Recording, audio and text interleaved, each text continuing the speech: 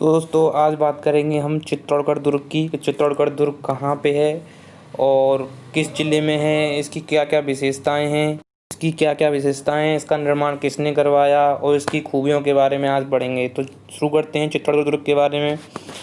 तो जो चित्तौड़गढ़ दुर्ग है यह है एक गिरि दुर्ग है। कैसा दुर्ग है? गिरि दुर्ग मतलब होता है जो पर्वत या पठार पर स्थित हो। ऐसा दुर्ग जो पर्वत या पठार पर स्थित हो उसे क्या कहते हैं? गिरि दुर्ग कहते हैं। तो चित्तौड़गढ़ दुर्ग एक गिरि दुर्ग है और इसकी जो ऊंचाई है वो समुद्र तल से 1850 फीट है। कितनी है? 1850 फीट है और यह मेसा के पठार पर स्थित है। मैंने कहा था कि गिरि दुर्ग किसे कहते हैं?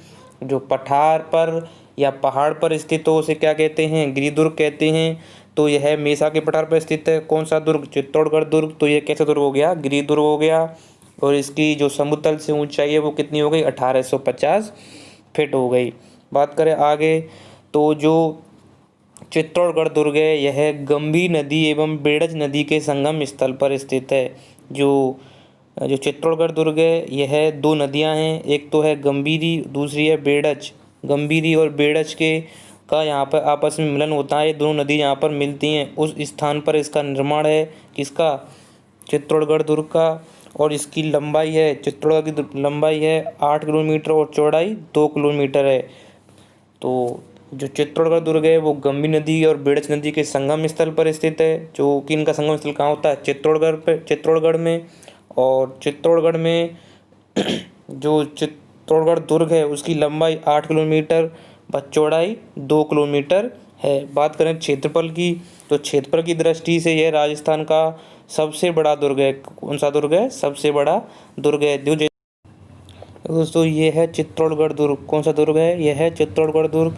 ये है गंभीरी नदी जो ये बह रही है और ये है बेड़ज नदी। तो ये गंभीरी नदी और बेड़ज नदी इन दोनों का संगम स्थल है। यहाँ पर ये दोनों आपस में मिल रही हैं। ये दो नदियाँ एक नदी हो गई है। इस संगम स्थल पर यही पास में ये दुर्ग बसा हुआ है और इस दुर्ग को क्या कहते हैं? चित्तौड़गढ़ दुर्ग कहते हैं। या हम कहते हैं कि गंभीरी और बेड़ज नदी के किनारे पर जो स्थित है वो कौन सा दुर्ग है? चित्तौड़गढ़ दुर्ग है। बात करें यहाँ से लेकर यहाँ तक इसकी जो लंबाई है वो है 8 किलोमीटर और जो इसकी चौड़ाई है वो है 2 किलोमीटर। कितनी है? 2 किलोमीटर। बात करें चित्तौड़गढ़ शहर की तो चित्तौड़गढ़ शहर जो है वो बेड़ज नदी के किनारे पर स्थित है। कहाँ है? बेड़ज नदी की। देखो ये है चित्तौड़गढ़ दुर्ग और ये है बेड़ज नदी। तो बेड़ज नदी के किनारे पर स्थित है। और जो चित्तौड़गढ़ दुर्ग है उसकी बात करें तो वो चित्तौड़गढ़ दुर्ग कौन सा है? गंभीरी नदी, या हम कह सकते हैं गंभीरी नदी और बेड़ज नदी के संगम स्थल पर। बात करें आगे इस चित्तौड़गढ़ दुर्ग की तो जो चित्तौड़गढ़ दुर्ग है वो राजस्थान का सबसे बड़ा दुर्ग है। कैसा दुर्ग है? सबसे बड़ा दुर्ग है। बात करें आगे चित्तौड़गढ़ दुर्ग या चित्तौड़गढ़ शहर जो बेड़ज नदी के किनारे पर स्थित है। जैसा कि मैंने अभी तुमको बताया था कि चित्तौड़गढ़ शहर है वो कौन सी नदी के किनारे पे है? बेड़ज नदी के किनारे पर है। बात करें चित्तौड़गढ़ दुर्ग के उपनामों की कि चित्तौड़गढ़ दुर्ग के उपनाम कौन कौन से हैं। तो चित्तौड़गढ़ दुर्ग के उपनाम है दुर्गों का सिरमौर।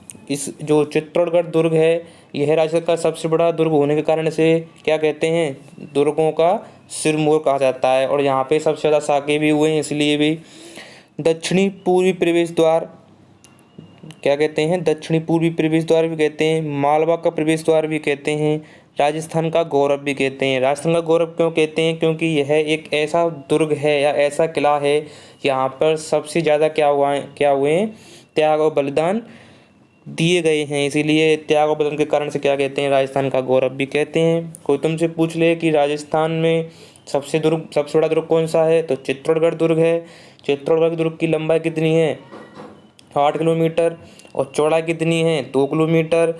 और जो चित्तौड़गढ़ दुर्ग है उसके उपनाम क्या हैं? दुर्गों का सिरमौर, दक्षिणी पूर्वी प्रवेश द्वार, मालवा का प्रवेश द्वार और राजस्थान का गौरव। बात करें आगे तो जो चित्तौड़गढ़ दुर्ग है वो राजस्थान का सबसे बड़ा लिविंग फोर्ट है।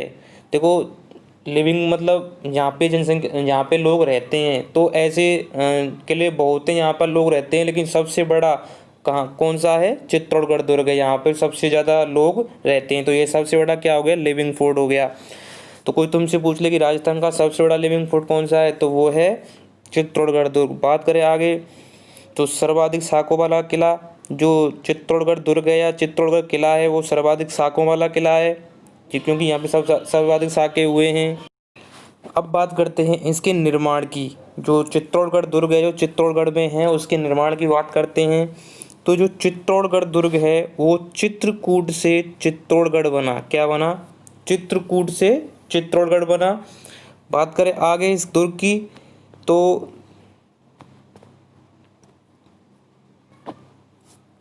जो चित्तौड़गढ़ दुर्ग है उसका निर्माण, जो चित्तौड़गढ़ दुर्ग है, जो किला है, दुर्ग और किला एक ही होता है। तो चित्तौड़गढ़ दुर्ग का जो निर्माण है वो मौर्य शासक चित्रांगद मौर्य ने करवाया। किसने करवाया? चित्रांगद मौर्य ने करवाया। इसका नाम क्या रख दिया? चित्रकूट नाम रखा। जो मौर्य शासक थे चित्रांगद मौर्य, उन्होंने इसका निर्माण करवाकर इसका नाम क्या रख दिया? चित्रकूट नाम रख दिया। बाद में इसका नाम क्या पड़ गया? चित्तौड़गढ़। बात करते हैं आगे कि कर्नल जेम्स टोड के अनुसार, जो कर्नल जेम्स टोड थे जो कि राजस्थान के इतिहासकार थे, उनके अनुसार इस दुर्ग का अंतिम शासक जो चित्तौड़गढ़ दुर्ग था उस का निर्माण चित्रांगद मौर्य ने करवाया। और वो किस वंश के शासक थे? मौर्य वंश के शासक थे। और इस मौर्य वंश का अंतिम शासक था मान मौर्य। कौन था? मान मौर्य। किसके अनुसार? कर्नल जेम्स टोड के अनुसार। तो कर्नल जेम्स टोड के अनुसार जो चित्तौड़गढ़ दुर्ग था उसका अंतिम शासक कौन था?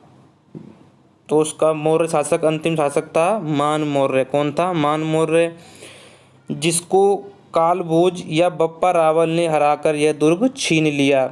ऐसा जो कर्नल जेम्स टोड इतिहासकार हैं उन्होंने बताया था कि जो चित्रकूट जो वर्तमान में चित्तौड़गढ़ दुर्ग है उसका निर्माण चित्रांगद मौर्य ने करवाया, जो मौर्य शासक था। और जो मौर्य शासक था उसका अंतिम शासक था वो था मान मौर्य। और उस मान मौर्य को हराकर या उस पर विजय पाकर उसको हराकर कालभोज या बप्पा रावल ने ये दुर्ग उससे क्या कर लिया? छीन लिया। लेकिन एक और इतिहासकार रहे हैं दशरथ शर्मा। कौन से शर्मा? दशरथ शर्मा। इनके द्वारा ये बताते हैं कि इनके द्वारा प्रथम विजेता रावल जयद्रथ सिंह थे। ये कहते हैं कि जो चित्तौड़गढ़ दुर्ग था उसको उस पर विजय प्राप्त करने वाले उसको वो थे रावल जयद्रथ सिंह। ये किसके अनुसार है? राजा यबू दशरथ शर्मा के अनुसार। और जो कर्नल जेम्स टोड इतिहासकार हैं उनके अनुसार थे कौन? बप्पा रावल। बात करें आगे कि इस दुर्ग का आधुनिक निर्माता, जो ये चित्तौड़गढ़ दुर्ग था इस दुर्ग का आधुनिक निर्माता कौन है? तो उसके आधुनिक निर्माता हैं महाराणा कुंभा। कौन है? महाराणा कुंभा। महाराणा कुंभा द्वारा इसका निर्माण करवाया गया, जिसने सर्प के आकार का मार्ग का निर्माण करवाया। जो इसके आधुनिक निर्माता हैं कौन? महाराणा कुंभा। महाराणा कुंभा द्वारा इसमें जो सड़क है, मेन मार्ग है उसका, वो उसको सर्पिला आकार का बनवाया गया, मतलब सर्प के आकार का निर्माण करवाया गया। जैसे कि हम फोटो में देख रहे हैं, तो देखो इस पिक में दिख रही है कि जो इसकी सड़क है वो सर्पिल आकार है, सर्प की आकृति की है, ऐसी ये सड़क बनी हुई है। तो इसका निर्माण किसने करवाया? महाराणा कुंभा ने करवाया। बात करें इसमें और जो चित्तौड़गढ़ दुर्ग है इसमें और क्या क्या निर्मित है, इसमें क्या क्या चीज़ें बनी हुई हैं, कौन से महल बने हुए हैं और अंदर कौन से मंदिर बने हुए हैं, इसकी बात करते हैं। कि दुर्ग में जो चित्तौड़गढ़ दुर्ग है उसमें मीरा मंदिर, जिसे हम कृष्ण मंदिर भी कहते हैं, कौन सा मंदिर कहते हैं? कृष्ण मंदिर भी कहते हैं, उसमें उसका निर्माण महाराणा सांगा ने करवाया। जो दुर्ग है उसमें चित्तौड़गढ़ दुर्ग में जो मंदिर है मीरा दुर्ग, और जिसे हम कहते हैं कृष्णा मंदिर, उसका निर्माण किसने करवाया? महाराणा सांगा ने करवाया। और कुंभ स्वामी का मंदिर और बराह मंदिर, इसमें कुंभ स्वामी मंदिर और बराह मंदिर भी है, इन दोनों का निर्माण भी राणा कुंभा ने करवाया या महाराणा कुंभा ने करवाया। और लेकिन जो मीरा मंदिर था, कृष्ण मंदिर, उसका निर्माण किसने करवाया? महाराणा। बात करें आगे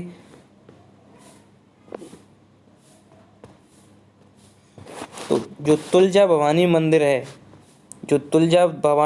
है, इसमें चित्तौड़गढ़ दुर्ग में भी तुलजा भवानी मंदिर है। उस मंदिर का निर्माण बनवीर द्वारा करवाया गया। किसके द्वारा करवाया गया? बनवीर द्वारा। और चित्तौड़गढ़ दुर्ग में सतवीस देवरी भी है, यह एक जैन मंदिर है। कोई तुमसे पूछ ले कि तुलजा भवानी मंदिर और सतवीस देवरी कहाँ स्थित है, तो चित्तौड़गढ़ दुर्ग में स्थित है। और जो सतवीस देवरी है ये कैसा मंदिर है, ये एक जैन मंदिर है। और इसके अलावा कुंकड़ेश्वर महादेव मंदिर भी है। कौन सा मंदिर है, कुंकड़ेश्वर महादेव मंदिर। इसका निर्माण किसने करवाया, कुम्भा ने करवाया।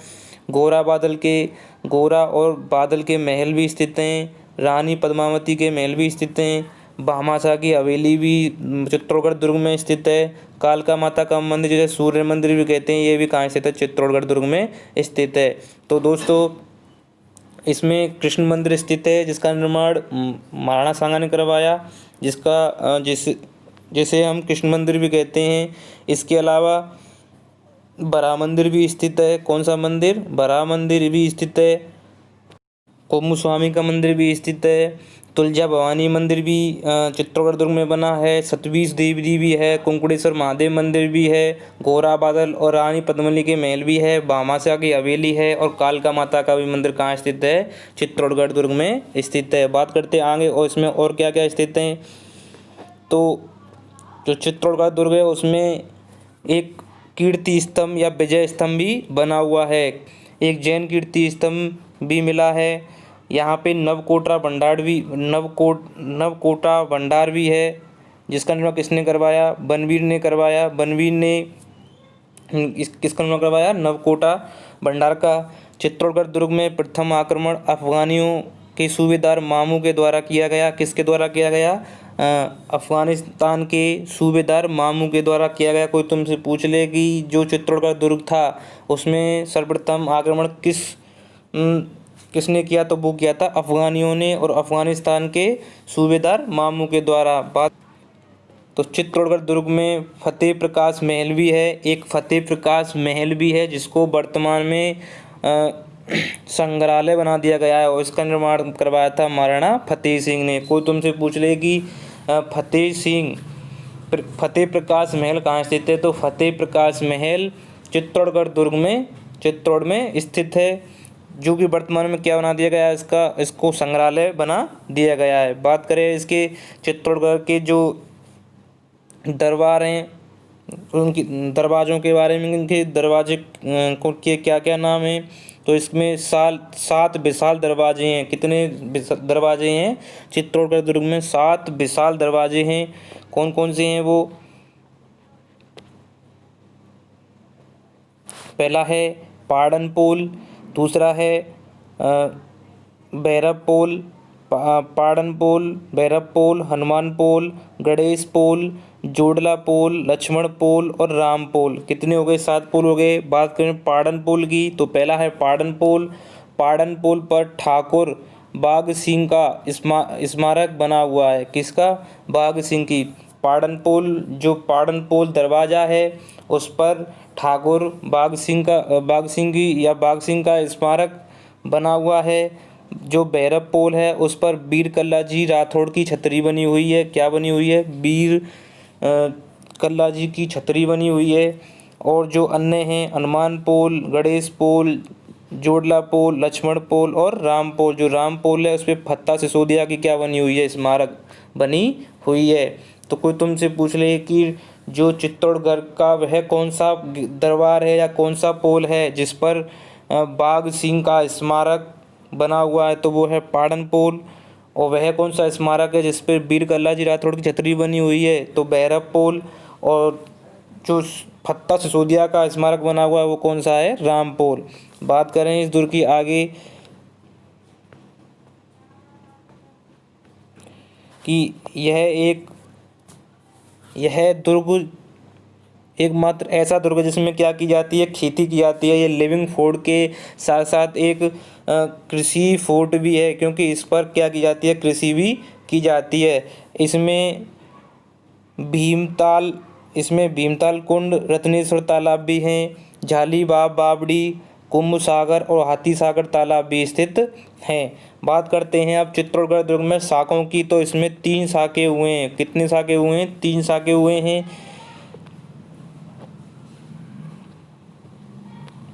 जो पहला शाखा है वो हुआ था 1303 में। कब हुआ था, 1303 में। ये राजस्थान का प्रथम शाखा है, राजस्थान का प्रथम शाखा है। और ये हुआ था चित्तौड़गढ़ दुर्ग में। इसमें जो आक्रमणकारी था वो था अलाउद्दीन खिलजी, मतलब ए के, हम इसको शॉर्ट में कह सकते हैं ए के अलाउद्दीन खिलजी। तो अलाउद्दीन खिलजी के द्वारा 1303 में जो चित्तौड़गढ़ दुर्ग था उस पर आक्रमण किया गया। और चित्तौड़गढ़ को जीतने के बाद अपने बेटे का नाम रख दिया खिजराबाद। इसका बेटा था खिजराबाद, और उस बेटे का नाम क्या रख दिया यहाँ पे, खिजराबाद रख दिया। एवं यहाँ पे कत्लेआम आदेश जारी करवाया। और यहाँ पे जो जब साका हुआ उसमें दो चीज़ होती हैं, केसरिया और जौहर। केसरिया और जौहर, ये जौहर है। तो जौहर केसरिया क्या था, रावल रतन सिंह ने, किसने किया था, रावल रतन सिंह ने। और जो जौहर किया था वो क्या था, रानी पद्मावती के द्वारा। बात करें आगे दूसरे साके के बारे में। दूसरे साके के बारे में बात करें तो दूसरा साका हुआ था 1534 में। कब हुआ था, 1534 में। तो पहला हुआ था 1303 में, दूसरा हुआ था 1534 में, और तीसरा हुआ था 1568 में। बात करें दूसरे साके की जो 1534 में हुआ था, इसमें आक्रमणकारी था गुजरात के शासक बहादुर शाह। कौन थे, बहादुर शाह। और इसमें केसरिया किया बाघ सिंह ने, जिसकी जो पाटन पोल है उस पर स्मारक बनी हुई है। और जौहर किया था कर्मावती ने। जो और बात करें आगे, इस समय यहाँ के जो राजा थे विक्रमादित्य थे, लेकिन वो छोटे थे, उनकी उम्र कम थी। उनकी माँ ने बाघ सिंह को राखी भेजी, और ठाकुर बाघ सिंह द्वारा यहाँ पर क्या किया गया, केसरिया किया गया। कोई तुमसे पूछ ले कि जो दूसरा शाखा था चित्तौड़गढ़ दुर्ग में वो हुआ था 1334 में। और 1334 के समय जो चित्तौड़गढ़ दुर्ग का राजा था वो कौन था, वो था विक्रमादित्य। लेकिन यहाँ पर केसरिया किसने किया, ठाकुर बाघ सिंह ने। क्यों किया था, क्योंकि जो विक्रमादित्य थे वो कैसे थे, उम्र में छोटे थे और वह युद्ध नहीं लड़ सकते थे। इसीलिए इनकी माँ ने बाघ सिंह के लिए क्या भेजी, राखी भेजी। और यह यहाँ पर इनके भाई बन के आए, और यहाँ पर क्या किया उन्होंने, केसरिया किया, मतलब युद्ध लड़ा। और युद्ध में उनको हार प्राप्त हुई, और जीत किसकी हुई, बहादुर शाह की। कब, 1534 में। अब बात करते हैं तृतीय शाखा की। तृतीय शाखा कब हुआ, तो जो तृतीय शाखा है वो हुआ था 1568 में। कब हुआ था, 1568 में। और जो आक्रमणकारी था वो था अकबर। देखो जो 1303 में हुआ था, 1303 में हुआ था उसका था अलाउद्दीन।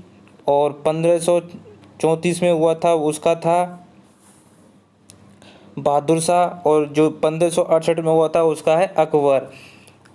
इस समय महाराणा उदय सिंह अपने परिवार के साथ पहाड़ियों में चले जाते हैं। लेकिन इस समय जो राजा थे वो थे महाराणा उदय सिंह। लेकिन महाराणा उदय सिंह युद्ध नहीं करते हैं और अपने परिवार के साथ पहाड़ियों में चले जाते हैं। और जो चित्तौड़गढ़ दुर्ग है उसको फत्ता एवं मीरता को सौंप देते हैं, सौंप कर पहाड़ियों में चले जाते हैं। और यहाँ पर जो केसरिया करता है वो करता है फत्ता एवं मीरता का शासक जयमल। कौन करता है, मीरता का शासक जयमल। कोई तुमसे पूछ ले कि जो चित्तौड़गढ़ दुर्ग है उसमें जो तृतीय शाखा हुआ था उस समय चित्तौड़गढ़ दुर्ग का जो राजा था वो कौन था, महाराणा उदय सिंह। लेकिन महाराणा उदय सिंह द्वारा यहाँ पे शाखा नहीं किया गया था, केसरिया नहीं किया गया था। केसरिया किया गया था फत्ता एवं मीरता के शासक जयमल के द्वारा। बात करें आगे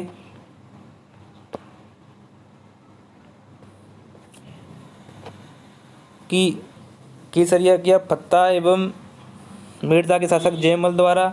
और जो फूल कमरी थी जो कि फत्ता सिसोदिया की कौन थी, पत्नी थी, एवं जयमल की बहन द्वारा यहाँ पर जौहर किया गया।